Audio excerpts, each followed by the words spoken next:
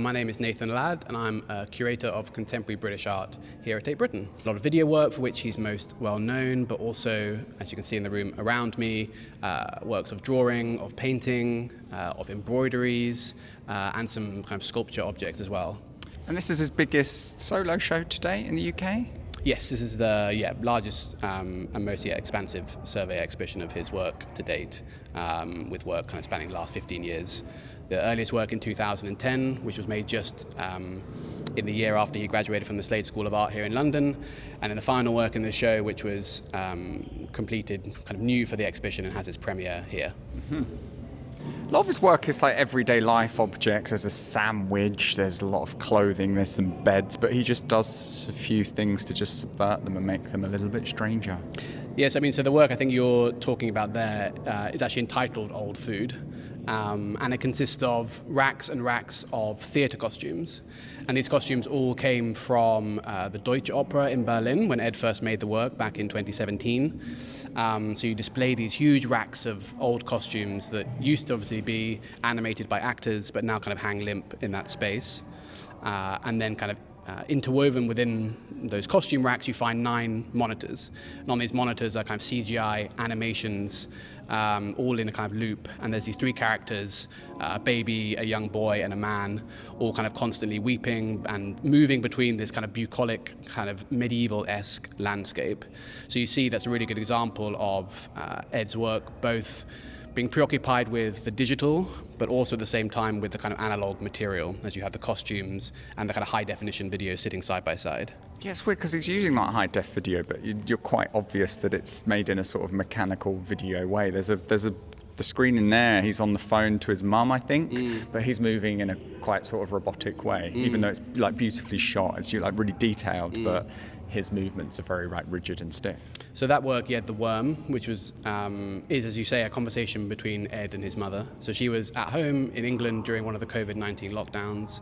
Ed was in a hotel room in Berlin covered in motion capture sensors, and there were 2 people in the kind of neighboring room kind of monitoring it.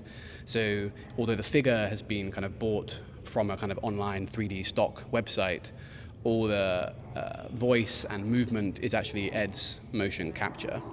And I think, as you were saying, it's important to note, I guess, with CGI technology, it always kind of reaches a point where it can't quite replicate reality. Mm-hmm. So there's always these points within Ed's work where he's kind of testing and seeing the limits of what technology can do to replicate the real.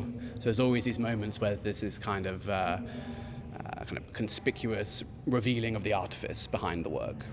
The show progressively gets bolder and brighter. You start us off like quite gently, Nathan, and then you explode all this colour and animation on us. Yeah, well, thank you for noticing that. I mean, I think what we wanted to do was open the show with what felt more like a conventional video viewing experience, so that carpeted black space where you have a kind of single channel video, and then really from the next room on, where we show Hissa and we have the kind of large glass wall drawing you into the next space, to really then start to undo those conventions of traditional viewing experiences.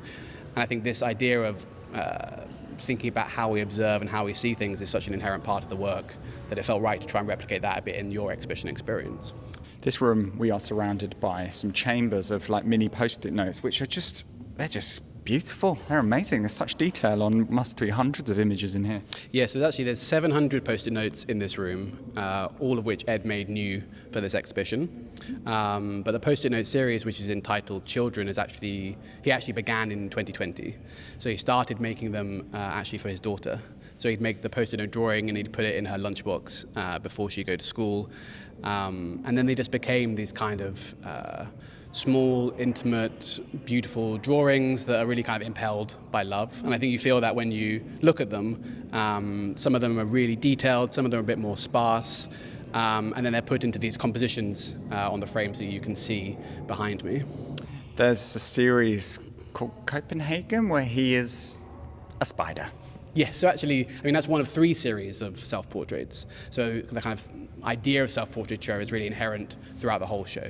So as I said before, it's Ed's body, his experiences that he lends to all the works. So whether it's through the kind of motion capture like I described with the worm, or with the series of self-portraits, whether it's his head attached to a spider, whether it's another portrait behind us, where it's just a very close-up, meticulous detail of a profile of his face.